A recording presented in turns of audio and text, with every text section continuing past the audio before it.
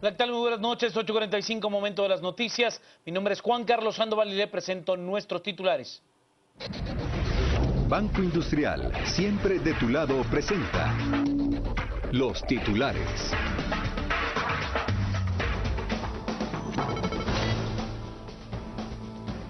CC reactiva ante juicio contra el presidente Otto Pérez Molina, luego de revocar amparo que interpuso la abogada Karin Fischer.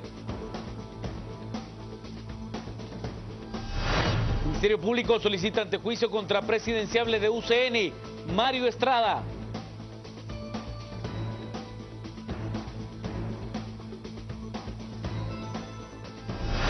Evacúan a 200 alumnos en Zacatepeques debido a las explosiones constantes del volcán de fuego.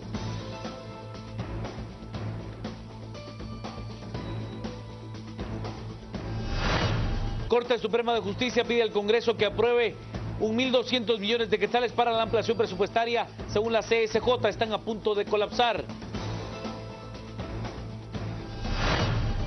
El 20 de julio, Cuba y Estados Unidos abrirán embajadas en Washington y La Habana.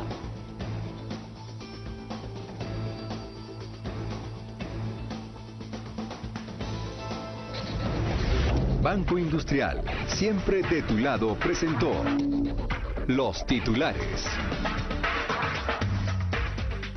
Comencemos con las noticias. Se ha reactivado el antejuicio en contra del presidente Otto Pérez Molina. La CC revocó en definitiva el amparo presentado por la abogada Karin Fischer. La Corte de Constitucionalidad reactivó el antejuicio contra el presidente Otto Pérez Molina, luego que con 3 votos a favor y 2 en contra revocara el amparo que interpuso la abogada Karin Fischer y que tenía en suspenso provisional el proceso. El secretario de la CC, Martín Guzmán, explica que no es aconsejable que se resuelva a favor del amparo. A juicio de esta Corte, las circunstancias no hacen aconsejable mantener la protección temporal concedida. Revoca el amparo provisional otorgado en el auto de 18 de junio del presente año. Lo anterior en ejercicio de la facultad que concede el artículo 30 de la Ley de Amparo, Exhibición Personal y de Constitucionalidad.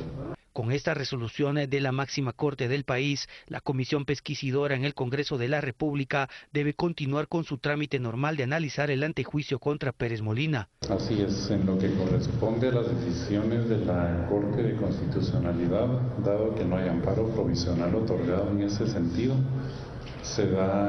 no hay obstáculo para que las diligencias de antejuicio que ya están en poder del Congreso de la República prosigan. Los magistrados que votaron a favor son Gloria Porras, Mauro Chacón y Ricardo Sandoval, quien sustituyó al magistrado Juan Carlos Medina. Los que se opusieron fueron Roberto Molina Barreto y Héctor Pérez Aguilera. Las noticias nacionales son presentadas por Azúcar de Guatemala.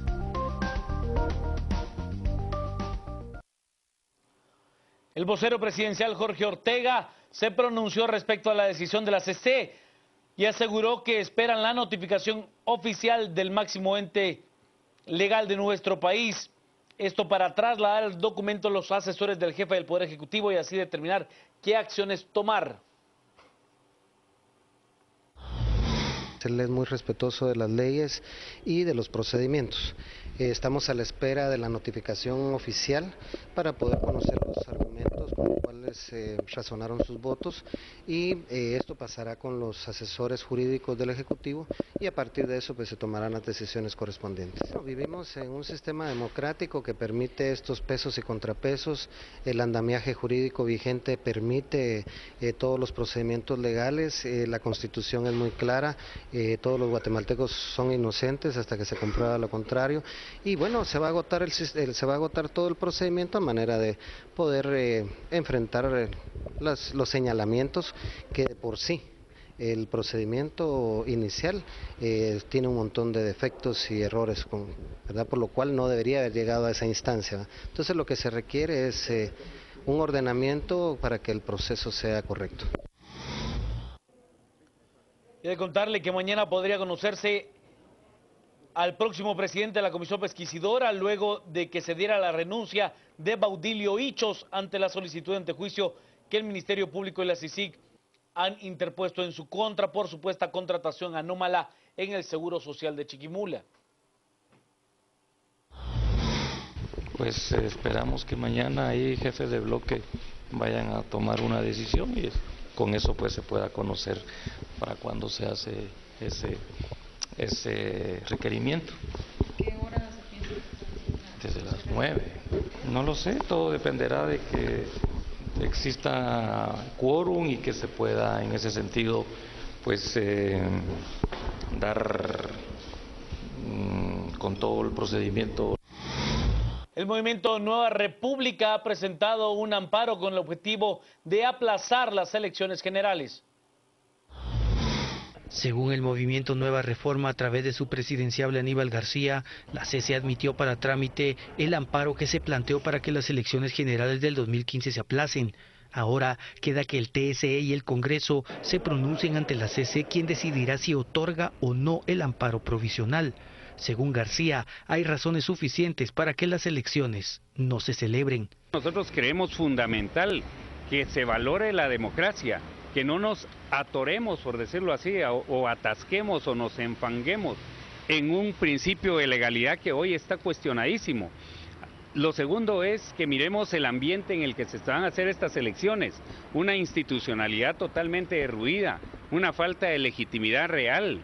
No es posible hacer las elecciones en estas condiciones. Y lo tercero es que nosotros creemos que no podemos seguir tolerando procesos electorales en donde las reglas son totalmente desiguales.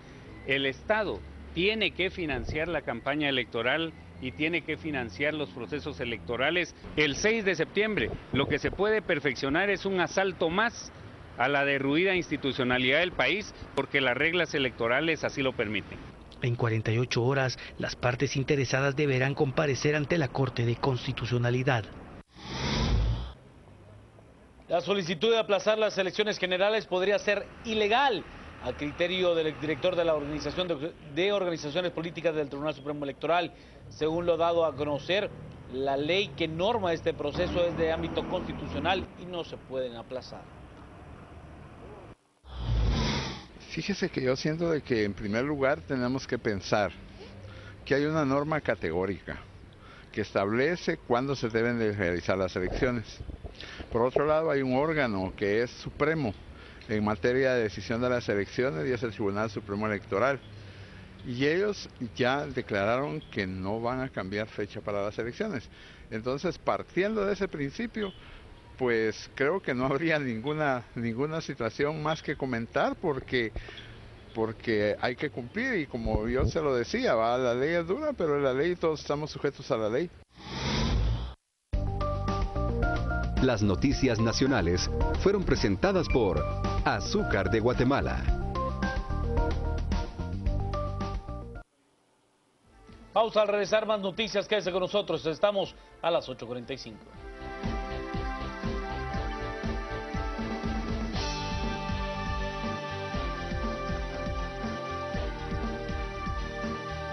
¿Qué tienen los Mini 845?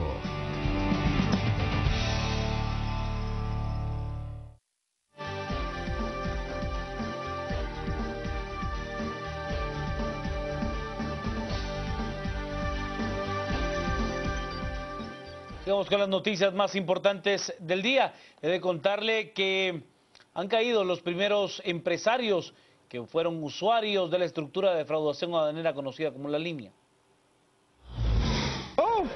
No soy involucrado, somos víctimas, ¿va? Las fuerzas de seguridad capturaron a los primeros empresarios vinculados a la estructura criminal llamada La Línea. Luego de varios allanamientos realizados por el Ministerio Público y la Policía Nacional Civil en distintos puntos de la ciudad y en Izabal, se capturaron a 6 personas. Uno de los detenidos es Hugo Ho, de origen coreano, quien asegura que ellos son víctimas, ya que solo hicieron caso a los tramitadores. Soy víctimas, soy víctima. Vea, yo un tramitador, yo le entrego trabajo y él me entrega el trabajo y ya está.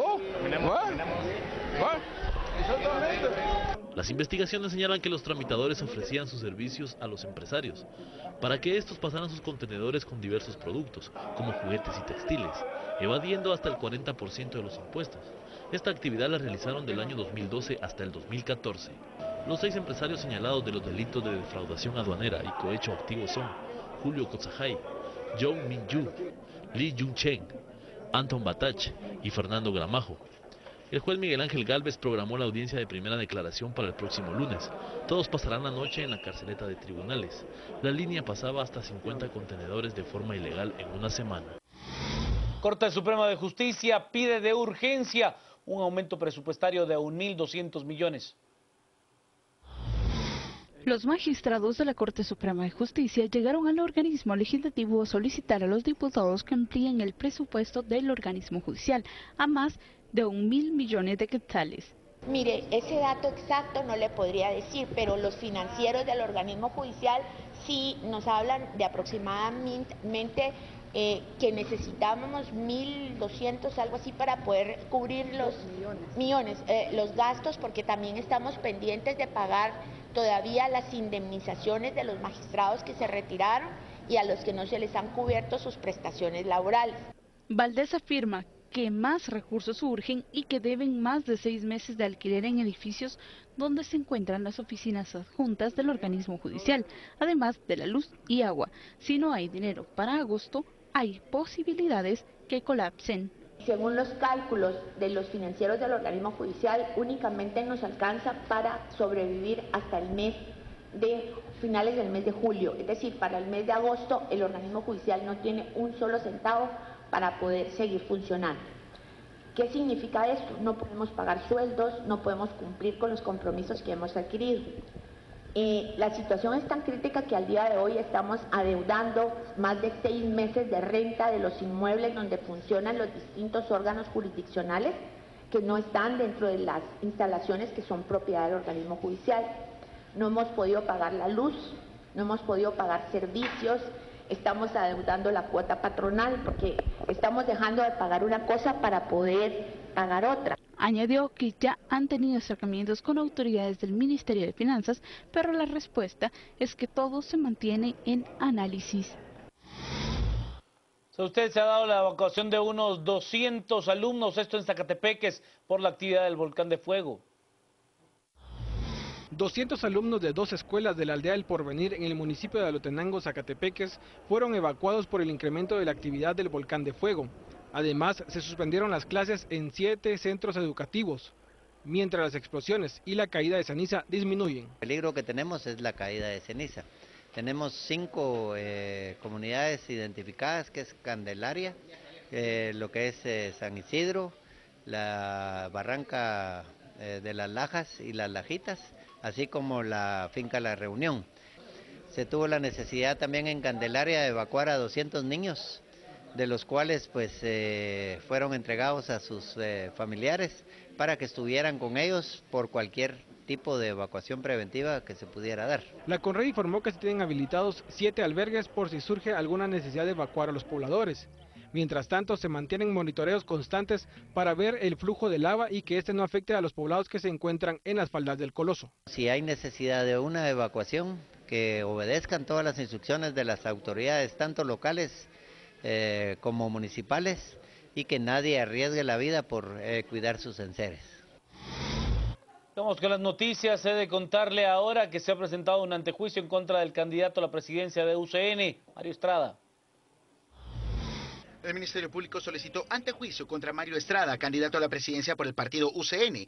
Según el Ministerio, Estrada habría incurrido en delito electoral al promover la entrega de vales de láminas a cambio de votos. El favorecido sería el candidato alcalde de Misco por la organización Luis Rivera Mancía. Mario Estrada asegura que esos vales es un fotomontaje. Porque nosotros tenemos un arte y un diseño oficial el cual se utiliza y tenemos un manual de especificaciones el cual se utiliza para toda la campaña a nivel nacional, candidatos a alcaldes, candidatos a diputados, y no pueden utilizar ninguna otra fotografía ni pueden utilizar ningún otro diseño para cualquier tipo de publicidad. La demanda es por un vale donde se está ofreciendo lámina a los que supuestamente deberían de afiliarse o votar por el partido nuestro, y están utilizando una fotografía que no es la fotografía que nosotros estamos utilizando en la campaña, y se ve muy bien el corte acá donde hicieron un montaje y también unieron las dos partes de este cupón. Estrada asegura que contrademandará a quien según él quiere perjudicarlo. También lo vamos a hacer contra el abogado, quien firmó la denuncia, quien se apersonó a presentar la denuncia. O sea que aquí vamos a poner una demanda por falsedad, porque aquí es una falsedad lo que ellos están presentando. Entonces vamos a poner una demanda contra ellos. Mario Estrada se suma a los antejuiciados Sandra Torres y Manuel Valizón, quienes se presumen también entregaron vales a cambio de votos.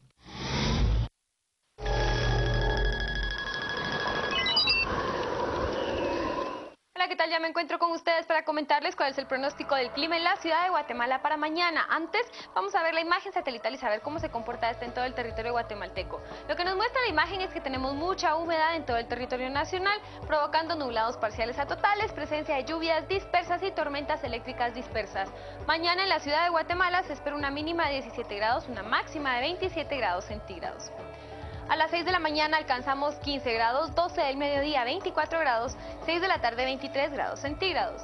La humedad para mañana se prevé que sea de un 62% con 20% de probabilidades de lluvia y el viento viene del norte a una velocidad de 18 kilómetros por hora. Mañana, el sol sale a las 5:36, se oculta a las 18:35 minutos la fase lunar que tendremos para mañana, luna llena 98% full. Y esto es todo lo que tengo para comentarles sobre el pronóstico del clima. Tengan ustedes feliz noche.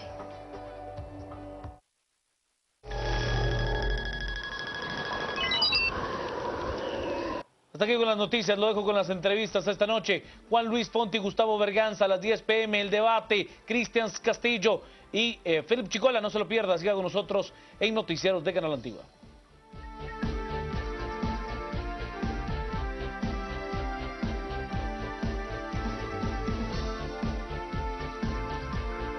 ¿Qué tienen los Minions y McDonald's en común? Ambos empiezan. Buenas noches, bienvenidos a las 8:45 hoy en día miércoles. Gustavo Berganza y Juan Luis Fonte, listos ya para arrancar con la primera conversación. Queremos plantear una pregunta: ¿qué ocurre después de la revocatoria de ese amparo provisional que favorecía o que más bien suspendía la realización del trámite de antejuicio encargado al Congreso de la República en contra del presidente Otto Pérez Molina? Y para ofrecer respuesta, o más bien para plantear discusión en torno a esa pregunta, nos acompañan hoy el expresidente de la Corte Suprema de Justicia, Hugo Maúl Figueroa, y está con nosotros también el decano de la Facultad de Derecho de la Universidad San Pablo, Mario René Archila-Cruz. Gracias a ambos por estar con nosotros. Bienvenidos a las 8:45. Hugo, la primera pregunta es para usted. ¿Era necesario realmente primero salir del amparo del amparo provisional para poder entrarle de una vez de lleno a la denegación del amparo solicitado por Karen Fischer? Por supuesto que sí, ante la complicación que se creó teniendo dos amparos, uno, como ya sabemos, en el cual se otorgó el amparo provisional y en el otro que no se otorgó. Entonces ahí había un problema, y un problema derivado... Porque se contradecían las dos resoluciones. Y sobre los mismos hechos. Ajá. Entonces ahí el problema era cómo se puede mantener el trámite de dos cosas sobre lo mismo cuando el amparo está en una y el amparo no está en otra. O sea, ahí había una primera complejidad que había que resolver. Y creo que la Corte de Constitucionalidad, cuando lo resolvió de esta manera, pues encontró un mecanismo como de enmendar, para llamarlo de alguna manera, enmendar el procedimiento, pues revocando el amparo provisional otorgado en el caso de Karen Fischer. Enmendando, dice. Sí, bueno, sí. Yo le digo que no es una enmienda, pues tiene los efectos de una enmienda. Okay. ¿Verdad? Porque no es realmente una enmienda del procedimiento, pero sí era para corregir el rumbo de acuerdo a la complejidad y los problemas que ya se habían creado. Entonces yo creo que la Corte de Constitucionalidad ahí, pues ya con esta revocatoria, yo creo que ya el trámite ya se va por una vía completamente diferente. Pero digamos, Mario, en el caso de la es decir, bueno, ya se descartó totalmente el amparo de Karen Fischer. Entonces, esto haría pensar también que se va a descartar el amparo presentado también totalmente por el presidente. No necesariamente, porque yo creo que el tema que nos está complicando es el de la legitimación para plantear el amparo. Ajá. Uno de los presupuestos de admisibilidad del amparo es la legitimación de quien lo interpone. Quien interpone el amparo solo puede ser aquel que ha sufrido un agravio personal directo. Que no era el caso de Karen Fischer. No era el caso de Karen Fischer, pero sí es el caso del presidente que él sí es el directamente afectado con la resolución. Entonces creo yo que el haber revocado el amparo provisional de Karen Fisher, tal como lo menciona Hugo, allana el camino para pensar que definitivamente puede haber ya advertido un sentido de la decisión final que se va a dictar en esa acción constitucional. Y por supuesto habrá que conocer a profundidad los méritos de la acción planteada por el señor presidente para saber si efectivamente se deniega o no ese amparo. Señores, hoy en la resolución de la Corte de Constitucionalidad, el magistrado Molina Barreto emitió un voto disidente. Él dijo en ese voto que él quería hacer un voto razonado, un voto disidente, que quería ser coherente con la resolución que había emitido, con el voto que había emitido en la primera resolución, en la de amparo provisional. Y él, de alguna manera, criticaba que se hubiera integrado esta vez la Corte, incluso ante la ausencia de la magistrada Araujo, que sí integró para conocer el amparo provisional. ¿Cabe esa crítica de parte del magistrado? ¿O en términos generales la Corte se integra independientemente de quién sea el magistrado suplente o titular que se encuentra en ese momento disponible para integrar la Corte? ¿Tiene exactamente la misma validez en la resolución? Efectivamente, la Corte está integrada legalmente. Por excusas que se presentaron ahí, hubo necesidad de hacer algunos cambios. La no presencia de la presidenta cuando se otorgó el amparo, digamos que otorgaron a favor de que ella no estuvo, pero estuvo después, esa composición, ese cambio en la composición de la Corte, pues lógicamente aquí alteró los resultados, ya lo estamos viendo, ¿verdad?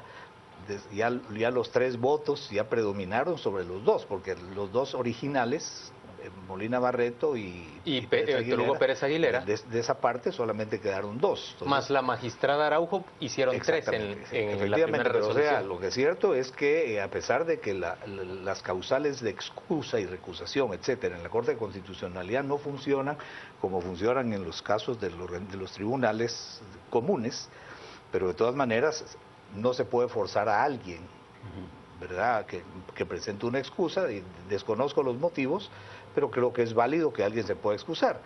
Posiblemente alguno de ellos puede por haber emitido alguna opinión en relación al tema, etcétera, pero lo que sí es cierto es que la integración de la Corte es perfectamente legal. Ahora, en el caso de la magistrada presidenta Porras, es decir, se da también una situación similar a la que sucedió el año pasado con el amparo provisional que se otorgó para detener la juramentación de los magistrados de la Corte Suprema de Justicia, ¿verdad? Sí. Porque en ese caso, digamos, se integró la Corte con la magistrada Colmenares y estaba ausente el magistrado Molina Barreto. Es una situación similar, ¿no? Sí, por eso, como dice el licenciado Maúl, la integración de la Corte, independientemente de que estén o no los magistrados titulares o que haya una causal de excusa, la integración es perfectamente válida. Mario, ¿usted entiende por qué razón el presidente pudo haber presentado un amparo de modo propio, él mismo?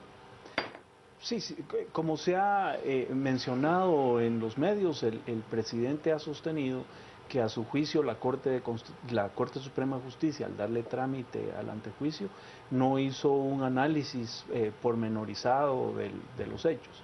Y él se siente agraviado por esa decisión y tiene la legitimación para plantear el amparo. Ahora, en el caso del presidente, es decir, no hay realmente, digamos, ninguna línea de investigación hacia él por ningún caso de los que se mencionan en el amparo. Es decir, eso no lo consideró la Corte.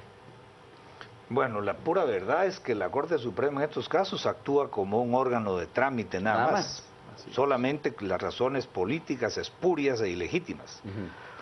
Para poner un caso, llega una situación de estas en las cuales no hay delito, por ejemplo, es una deuda, para ponerlo de alguna manera, entonces ahí sí actuaría, decía, bueno, esto no tiene ningún fundamento.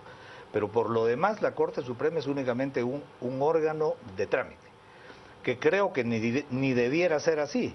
Yo creo que esta ley, de las leyes que he visto muchísimas, la peor ley y peor redactada que he visto es esta ley de materia de antejuicio. Yo creo que ahí lo de la Corte, pues como quien dice, vamos a poner un filtro. Pero ¿por qué no llega de una vez al órgano que lo va a conocer?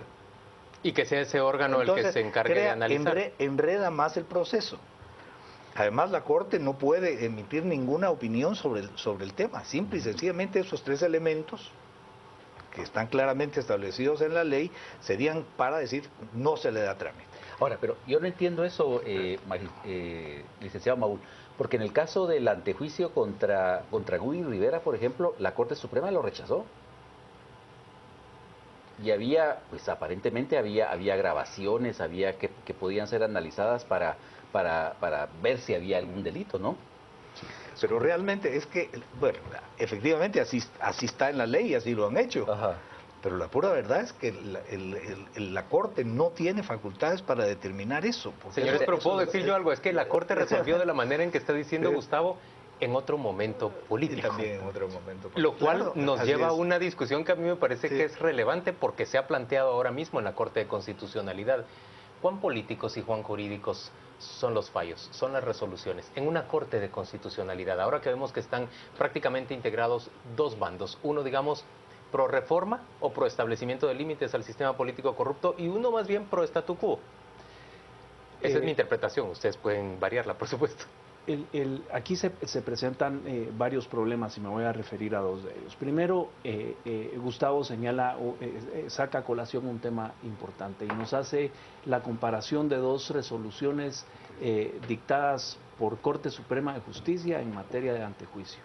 A un antejuicio planteado contra el presidente de la República le dan trámite, la Corte Suprema de Justicia es un órgano como pasador para remitir el expediente al que lo va a conocer, y nos hablan de un caso similar en el caso del diputado Rivera. Esto atenta contra la seguridad jurídica, 2 casos similares que provocan resoluciones distintas.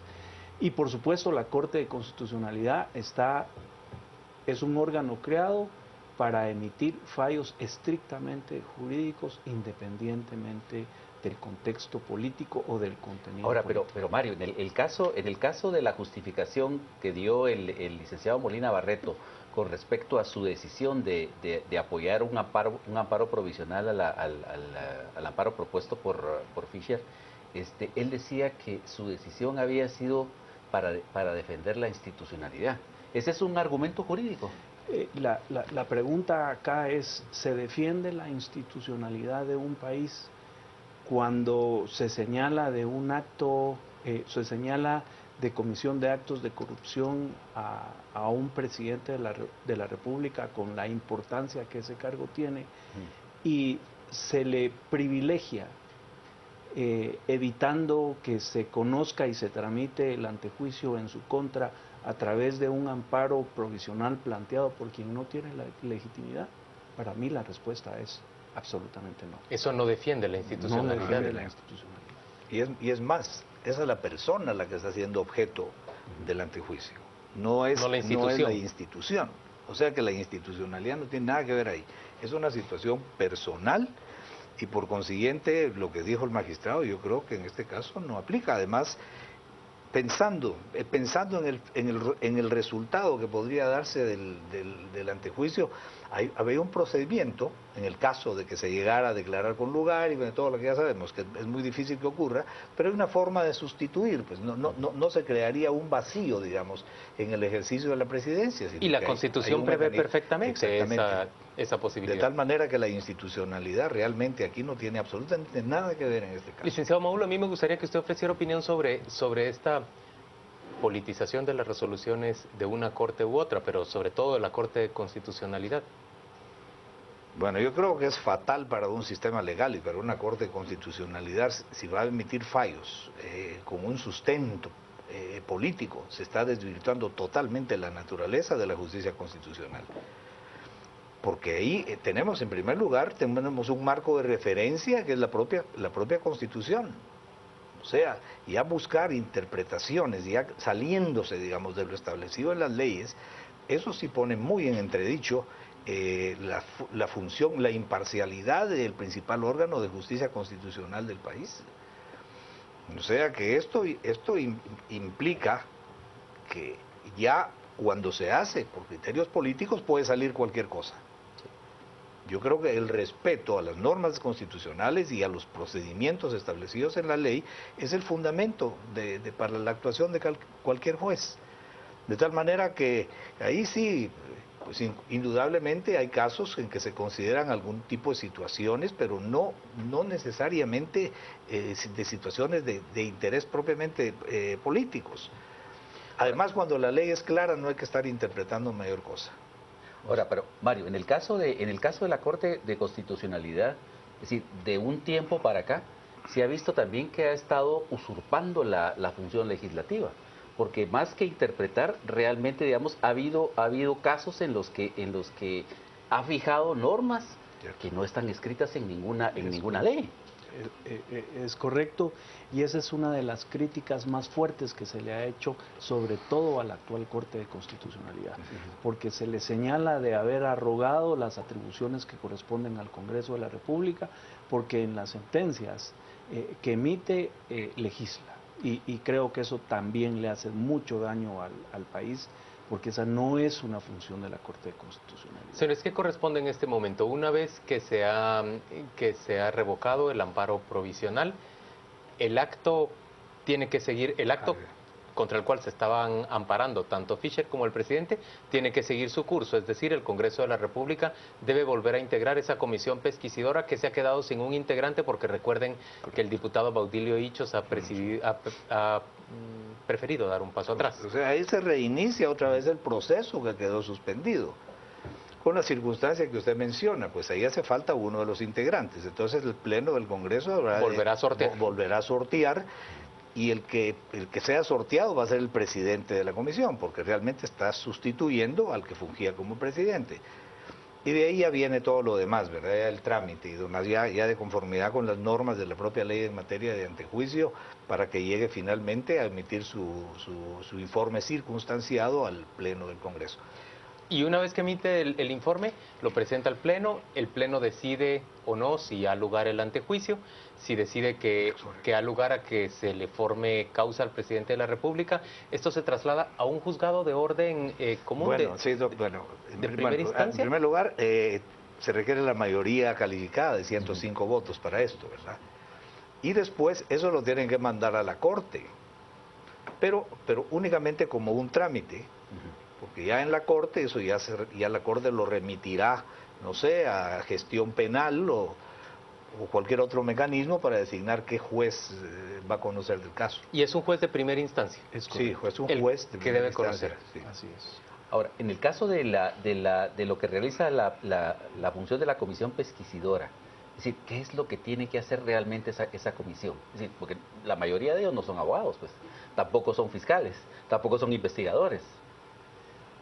Yo creo que lo que tiene que hacer la comisión es un buen tema, es establecer efectivamente con los apoyos correspondientes que ya requirieron y que entiendo se les han brindado, analizar si efectivamente hay algún indicio de la comisión de un delito.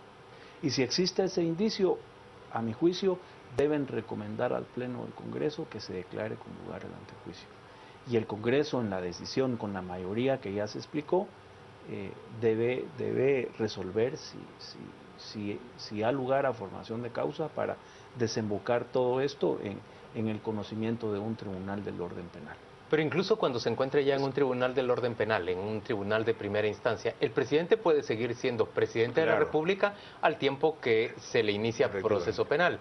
Y será hasta que un juez, el juez a cargo, decida, por ejemplo, que es necesario separarlo del cargo, que si esa condición llegara a darse, que se puede prever la separación del presidente. De otra manera, no, a menos que fuera voluntario. Efectivamente, así como usted dice, es como funciona. O sea, solamente que haya una prisión, digamos, física. No simple y sencillamente que esté el proceso. Es el auto de prisión. Porque lógicamente no puede seguir ejerciendo el cargo si está se le formula en auto de un prisión, centro de detención, ¿verdad? Claro. Pero en cualquier otro caso sigue ejerciendo el cargo. Inclusive, por ejemplo, puede proceder, depende de los delitos, ¿verdad? Pues no sé, pero también si obtiene, por ejemplo, alguien que está preso con un antejuicio declarado con lugar y procede la fianza, le dan la fianza y puede otra vez regresar a ejercer el cargo. Hemos tenido muchos casos, especialmente de alcaldes, que en esas circunstancias han regresado otra vez, que creo que es una de las deficiencias de la ley. Yo creo que una ley de antejuicio, como es en cualquier país del mundo, es cuando se declara con lugar, el funcionario queda en suspenso en el ejercicio del cargo, para enfrentar la justicia como cualquier ciudadano. Porque veamos la dificultad para el juez que conozca un caso de esto. Sí, va a juzgar, pero va a juzgar a alguien que está ostentando el cargo, todo lo que implica el ejercicio del cargo. Entonces lo que se persigue con un antejuicio es eso. Claro, eso era antes así. Y en esta reforma del 2004 precisamente metieron eso. Y ya vemos los resultados. Sí, el relajo que se armó. Ahora, pero digamos en el caso de que se no renuncie, de que el proceso siga su curso en el Congreso, de que se apruebe y se le dicta, en lugar de darle una medida sustitutiva, se le da prisión preventiva, eso ya es suficiente para que renuncie. ¿Eso lo separa automáticamente del cargo? Eso lo separa automáticamente del cargo, pero la decisión de renunciar sigue siendo una decisión estrictamente personal. O sea, digamos, se mantiene de nombre como presidente aunque ejerza el vicepresidente. No. En el caso de que estuviera detenido. Sí, no. Por supuesto. Yo creo que ahí definitivamente tendría que actuar el vicepresidente. Porque no puede, pero él deja de ser presidente de la República. Sí, ahí viene, ahí hay una suspensión de sus derechos cívicos y políticos también. No puede ejercer. Pero está claro eso en la ley de antejuicio. No, la ley de antejuicio no establece específicamente eso, pero evidentemente si físicamente no puede ejercer, porque el auto de prisión implica también la suspensión de los derechos políticos, o sea, de elegir ser electo y de ejercer un cargo público. Señores, todas las opiniones que nos han dado hasta ahora son estrictamente jurídicas, pero yo les voy a pedir que se animen a ofrecer una política en esta última pregunta. ¿Resiste nuestro ya endeble sistema político y legal un presidente con un proceso penal abierto en su contra, por ejemplo, por enriquecimiento ilícito o, por ejemplo, por haber colaborado con casos de corrupción? ¿Resiste nuestro sistema en estos pocos meses que le quedan a Otto Pérez Molina de gobierno? Bueno, hay una debilitación, por supuesto, del ejercicio del cargo. Prácticamente imposible poder gobernar en estas circunstancias.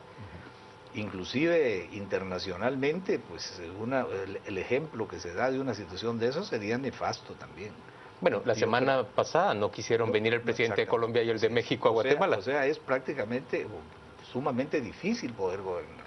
Ya nadie quiere, pues, cierto tipo de cargos, no los aceptan, menos emprender nuevas tareas, digamos, dentro de lo que es el Ejecutivo. O sea que ahorita es prácticamente un stand-by, nada más funcionando por inercia. Un muerto en vida, diría. O sea, eso es una debilitación definitivamente para el cargo de presidente y también una debilidad para el mismo sistema democrático. Mario, ¿una opinión parecida? Totalmente de acuerdo. Creo que nuestro sistema está herido gravemente. Una situación así creo que lo terminaría de aniquilar. Es importante que en este país se hagan las reformas necesarias para retomar el rumbo. Es imposible seguir viviendo en estas circunstancias. Señores, gracias a ambos por acompañarnos a las 8:45. Vamos con nuestro compañero Juan Carlos Sandoval, quien nos comenta ahora qué se está diciendo en las redes sociales sobre esta conversación.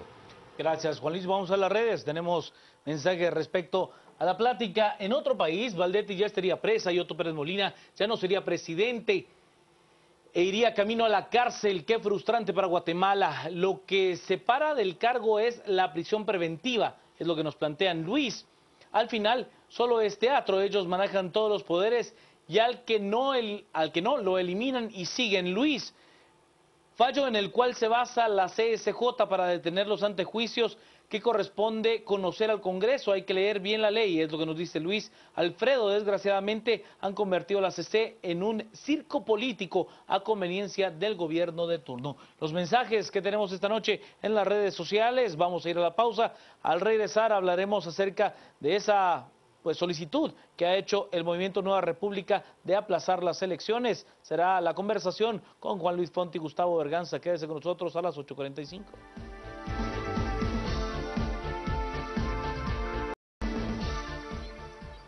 Estamos de vuelta a las 8:45. Vamos a conversar ahora en torno a la pregunta de si se puede o no se puede plantear un retraso a la fecha de las elecciones generales. Hoy, Aníbal García del Movimiento Nueva República ha planteado justamente una solicitud en ese sentido ante la Corte de Constitucionalidad. Se encuentra él con nosotros para discutir sobre el tema y está también acompañándonos Álvaro Morales, quien es integrante de la Comisión Académica del Colegio de Abogados de Guatemala. Gracias por estar con nosotros, bienvenidos. A la orden. Comencemos con usted, Aníbal. ¿Cuáles son los fundamentos y cuál es la razón de su solicitud ante la Corte? No, lo primero que hay que decir es de que el Movimiento Nueva República es un partido político, es una entidad de derecho público reconocida por las leyes, por lo tanto nosotros tenemos legitimación activa para plantear ese amparo. Estamos dentro de las reglas de la legalidad. Luego que estamos utilizando los cauces institucionales y constitucionales para tratar de dirimir un criterio jurídico que nosotros ostentamos. El planteamiento es bien sencillo. Si nosotros nos atenemos a los términos estrictamente legales, es decir, al imperio de la legalidad, es imposible postergar el proceso electoral, porque la ley electoral y de partidos políticos claramente indica que una vez convocado el proceso electoral ya no se puede hacer ninguna reforma. Pero esa es una interpretación estrictamente legal. Nosotros creemos que dadas las circunstancias que está viviendo el país, es decir, un presidente antejuiciado, una vicepresidenta que tuvo que salir del poder, diputados antejuiciados, trabajadores del Congreso antejuiciados, una campaña política anticipadísima que todos la hemos conocido, luego también techos de campaña debidamente superados pero con creces. Es decir, la duda es, ¿de verdad el criterio de legalidad en este momento, el principio de legalidad, debe ser totalmente observado a pie juntillas con base a ese criterio de la pureza de la legalidad, o debemos confrontarlo con otro principio constitucional que es el principio de democracia? ¿Qué es más importante? Le preguntamos nosotros a la Corte y esperamos que os lo resuelvan, porque la Corte de Constitucionalidad, aparte de sus funciones estrictamente de resolver, por ejemplo, amparos judiciales, tiene otra función que es fundamental, que es la defensa del orden constitucional. En ese sentido, el único estabilizador del sistema que podemos encontrar es la Corte de Constitucionalidad.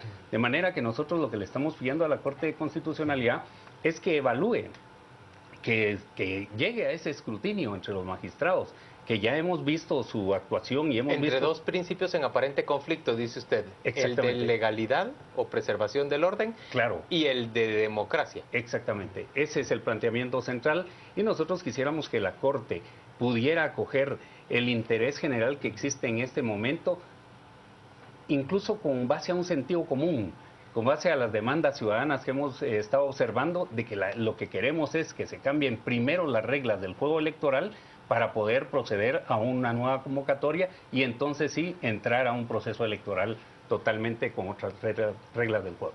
Ahora, Álvaro, pero ¿es posible esto? Es decir, ¿no será esto que propone Aníbal, meter la política, meter un análisis contextual político dentro de una interpretación jurídica?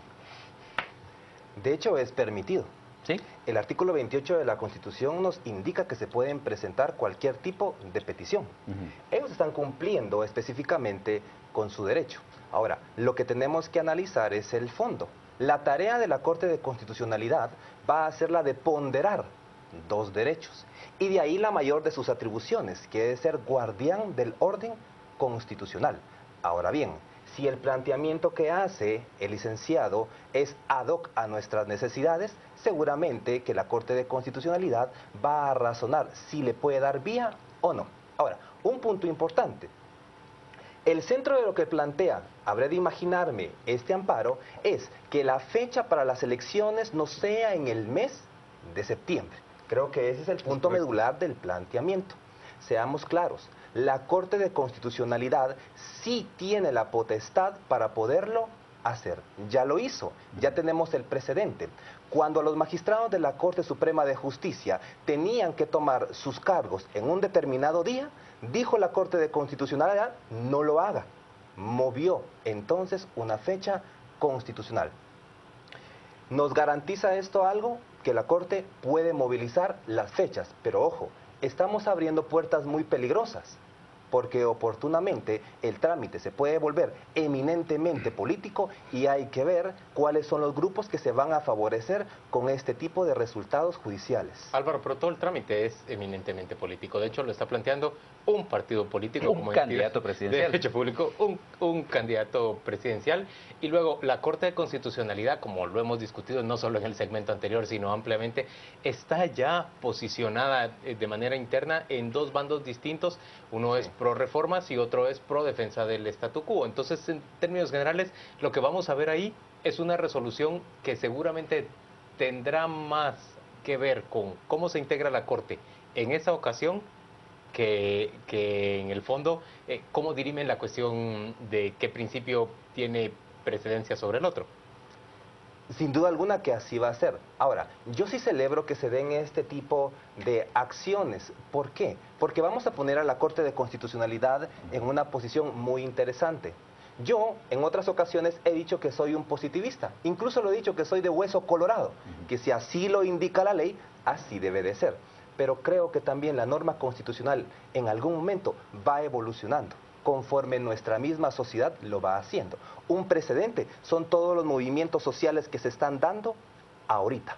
Y la Corte tiene que evaluar esto también, más allá del tema político que siempre está inmerso. Aníbal, ¿y qué va a cambiar si se cambia la fecha de las elecciones, por ejemplo, para el mes de noviembre? Porque lo que no puede cambiar es la fecha de transmisión de mando. Sí, totalmente de acuerdo. Con fecha de transmisión de mando nosotros no nos metemos. Y nadie quiere que Otto Pérez se quede un día más. Por supuesto, y así creo que es el consenso.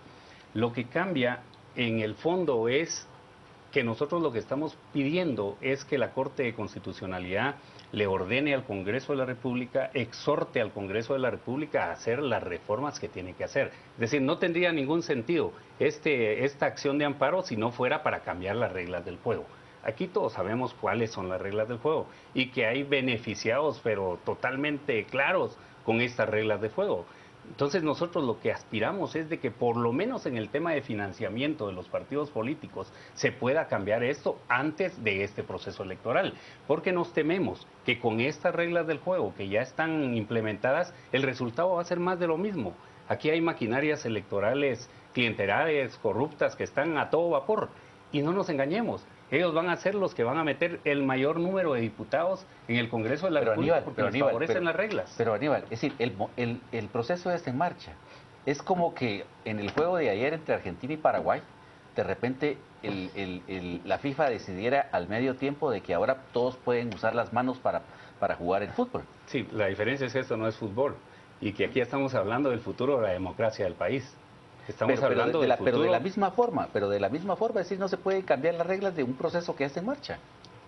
Si nos vamos a la interpretación estrictamente legal, evidentemente usted tiene toda la razón, pero aquí por eso nosotros estamos pidiendo que la Corte de Constitucionalidad haga una ponderación de principios. En este caso, ¿qué tiene más validez? ¿El principio de legalidad o el principio de democracia? Las cortes de todo el mundo hacen esas ponderaciones, porque una constitución, hay que tener claro, no se interpreta de artículo en artículo. Las constituciones lo que contienen son principios, son valores. Y cuando nosotros vemos al Tribunal Constitucional de Estados Unidos, por ejemplo, dirimiendo una gran diferencia, no lo hace estrictamente apegado a la norma jurídica y al texto, sino a las circunstancias y a las realidades que se están viviendo en un momento determinado. Aníbal, para mí la pregunta de fondo es, ¿va a variar algo, incluso esas condiciones injustas, el hecho de que se apruebe la reforma a la ley electoral y se ponga en práctica para el nuevo proceso si se lograra retrasar la elección? Digamos que el líder, por decirlo con todas las palabras, ya lleva tanta ventaja gracias a la gigantesca inversión que ha obtenido de parte de un montón de proveedores del Estado y de contratistas del Estado. Digamos, ese posicionamiento en la mente de los electores difícilmente va a variar, porque ahora el Tribunal Supremo le otorgue espacios a todos los partidos políticos de manera equitativa. Yo creo que sí cambian las reglas del juego, porque hay partidos como los nuestros que no tienen un centavo para poder, por ejemplo, pagar por como mínimo un spot en la televisión o en la radio. Si tenemos reglas equitativas, entonces lo que va a suceder es de que los ciudadanos van a tener mejores elementos para poder hacer la elección. Entonces, para mí la reforma sí es sustancial, en la medida en que todos los partidos podamos expresar nuestras ideas y que entonces forcemos al voto ciudadano crítico. Creo que el 25 de abril en Guatemala las cosas empezaron a cambiar y hay muchos ciudadanos efectivamente ejerciendo sus derechos, pero bien haríamos que en este momento de efervescencia ciudadana en donde el pueblo está queriendo que existan reformas, pudiéramos tener la posibilidad de un debate político de altura. De lo contrario, preparémonos porque también nada nos garantiza, Juan Luis, que el 14 de enero la legislatura que gane ahorita el 6 de septiembre pueda hacer los cambios. Si no es primera vez que se está pidiendo una reforma de fondo en el tema electoral, se pidió cuando tomó posesión Portillo, se pidió con Berché, se pidió con Colom, se pidió con Pérez Molina y nadie lo ha querido hacer. Entonces, ahorita incluso el mismo presidente del Congreso ha demostrado su total falta de disposición para que se aprueben esas reformas.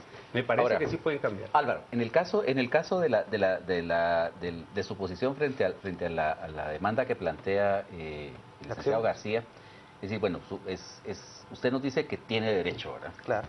Ahora, pero ¿no sería mucho más práctico no forzar a la Corte de Constitucionalidad a una interpretación tan abierta de la Constitución y en vez, por ejemplo, solicitarle un amparo contra el Tribunal Supremo Electoral y obligarle a que aplique los techos de campaña, a que aplique las medidas disciplinarias que tiene? ¿No sería mucho más saludable para el sistema político eso? Y más inmediato. No, yo no creo que sería más saludable, sería un paliativo de lo que ya se ha venido haciendo en otras veces. Es decir, si nosotros vamos a la Corte de Constitucionalidad y siempre estamos muy recurrentemente diciéndoles a ellos como que si fuese una especie de patriarca, haga esto, haga lo otro, siempre vamos a estar sujetos a la voluntad jurídica y política e interpretativa de la Corte de Constitucionalidad. Yo por eso recalco, celebro acciones como estas. ¿Por qué? Porque considero que todos han estado hablando del tema de mover la fecha de las elecciones. Pero no lo teníamos en papel, no lo teníamos escrito. Ahora, lo interesante de todo esto, para los que nos gusta analizar las leyes, es que vamos a ver, independientemente que lo acepten o no, vamos a ver cuál es la postura de la Corte de Constitucionalidad. Porque cómo nosotros podemos analizar su actuar en sus resoluciones. Desde mi punto de vista, considero que acciones como estas lo que hacen es, de alguna manera, posicionar un poco el nombre de candidatos a la presidencia como el que tenemos el día de hoy. ¿Por qué? Porque de alguna manera la gente empieza a decir, ¿y quién presentó esto? El candidato tal. Por eso me parece interesante, incluso como estrategia de campaña, presentarlas y en el momento que la están presentando. Pero yo no lo dejaría en manos de la Corte de Constitucionalidad. ¿Es parte de una estrategia de campaña, Aníbal? No, ¿qué son los partidos políticos? Los partidos políticos en esencia son correas de transmisión que transmiten entre la sociedad y el Estado. Lo absurdo es que ningún partido político en esta crisis nacional haya dado la cara y haya hecho lo que nosotros hicimos. Nosotros estamos fieles a una posición política, a una consecuencia ideológica que tenemos y lo que queremos es que se diriman las diferencias dentro del cauce institucional y constitucional. Más allá de, por ejemplo, el tema que planteaba Gustavo, de si le podemos pedir al tribunal que sancione, que los que ya pasaron el techo electoral sean cancelados, ese es un tema complicadísimo porque he ahí la necesidad de hacer unas reformas de fondo, no solo a la ley electoral, sino también preparar el terreno para la nueva Asamblea Nacional Constituyente que quisiéramos se instalara. Porque la pregunta es, ¿por qué el Tribunal Supremo Electoral siempre anda con mieditos y anda con reservas cuando debería de tener la autoridad de aplicar la ley? Porque los magistrados del Tribunal Supremo Electoral son nombrados por el Congreso de la República. Entonces, seamos realistas, el Tribunal Supremo Electoral ha hecho mucho en este proceso electoral, pero ya no se le puede pedir más. ¿Quién puede dirimir esto? La Corte de Constitucionalidad. Ahora, usted hablaba de ser posible que se retrasara la fecha de las elecciones, sí, habría mucho más, y se modificara la ley electoral, habría mucho más oportunidad para partidos como el suyo, que no tienen dinero para la campaña electoral ni para la publicidad y podría mejorar su viabilidad electoral. Pero digamos, ¿qué puede mejorar corriéndola 2 meses más las elecciones? Mire, yo creo que... De veras, es decir, ¿pasaría usted a segunda vuelta? Bueno, mire, es que la gran limitante que tienen partidos como los nuestros es que no tenemos cómo trasladar nuestras ideas. Ese es el problema. Nosotros vamos a pie y aquellos van en helicóptero. Eso es real. Pero sí podemos empezar a transformar el modelo. A nosotros nos interesa la transformación del modelo. Nos interesa llegar a transformaciones de fondo en el país, eso es lo que nos interesa, pero hay que estar claros de que esto va a ser un proceso. Decir que con 2 meses más vamos a derrotar a los que están gastando, ¿qué? 500 millones de quetzales o que tienen preparados solo para el día de la elección 50 millones de quetzales y que les vamos a derrotar, eso depende no de nosotros, sino del despertar ciudadano que estamos viendo y que estamos seguros de que cada día son más los que quieren que existan debates como estos, que existan discusiones como estas. Señores, gracias a ambos por acompañarnos a las 8:45. Gracias. Vamos con nuestro compañero Juan Carlos Sandoval. Él nos cuenta qué se está diciendo en las redes sociales sobre esta discusión. Muy interesante, Juan Luis. Vámonos a las redes. Tenemos mensajes y nos dice el doctor Hernández, por supuesto, debe de ser político basado en la política que toda acción es orientada al bien común. Rodrigo, gracias. Considero que en 2 meses no se logra hacer lo que no hemos alcanzado en 30 años. Mejores candidatos, dice Rodrigo. El licenciado Douglas Chacón nos plantea: García olvida el peso brutal de la cultura general en la cultura política. Movilizar no es igual a representar. Cambiar las reglas del juego. Si el TSE aplica leyes que suspendan a partidos políticos que pasaron ya el techo. Y nos dice: la democracia es un sistema de elección, no es una forma de gobierno. Es parte de los mensajes que ya tenemos preparados, que ustedes ya han enviado a través de las redes sociales. Vamos a la pausa. Al regresar de los deportes y por supuesto el corte comercial, tendremos por supuesto ya el debate. Cristian Castillo y Philip Chicola, no se lo puede perder. Hablamos acerca del tema de la línea para que usted pueda analizar ya las capturas que se dieron hoy en contra de empresarios que utilizaron el sistema de la línea.